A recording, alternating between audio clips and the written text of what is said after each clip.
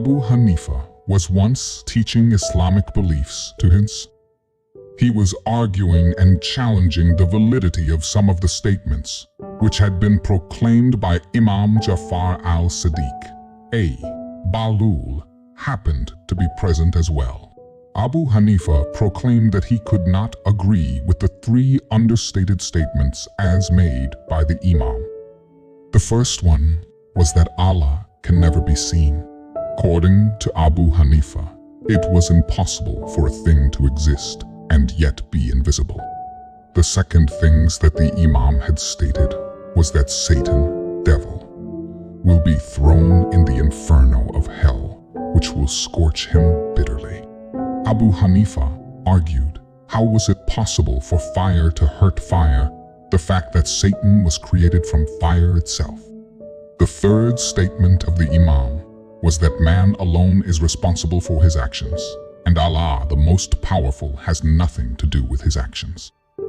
How is it possible when Allah alone guides the destiny of man, without whose will nothing can happen? This was Abu Hanifa's third challenge. As soon as the speaker, Abu Hanifa, had made these three criticisms, Bahlool got up, took a piece of brick, and aiming at Hanifa, let it go and cracked Abu Hanifa's head. Bahlool was caught and taken before the Caliph for punishment. In his defense, he pleaded that he had done nothing else except reply to the three criticisms which Abu Hanifa had made against the Imam. The Caliph asked him to explain as to how and why he chose to reply by hitting and injuring Abu Hanifa. Bahlool said, "This man claims that if God is there, then he must be seen. He is now complaining of pain in his head due to the brick having hurt him.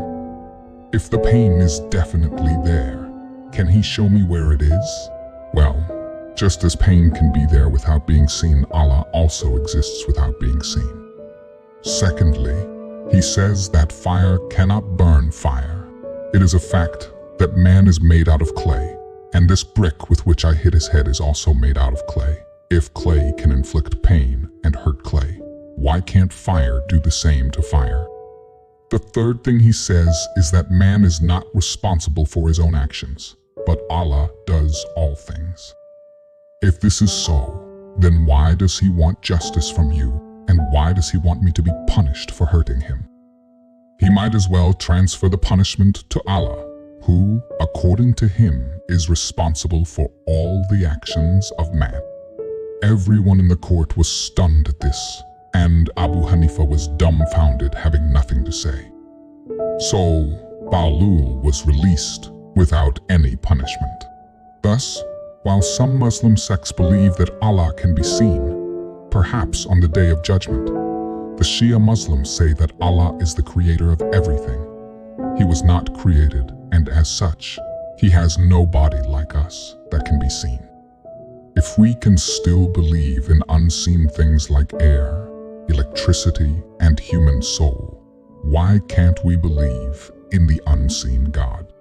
If we are responsible for our actions and are to be punished or rewarded accordingly, then it is only fair and just that Allah should not manipulate or compel us to do things, but leave us alone to act the way we see it fit and be answerable for those actions ourselves.